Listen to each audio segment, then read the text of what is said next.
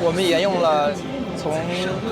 有记录的所有的象棋的棋谱作为训练数据，而且它还进行了一个自己跟自己的一个对弈。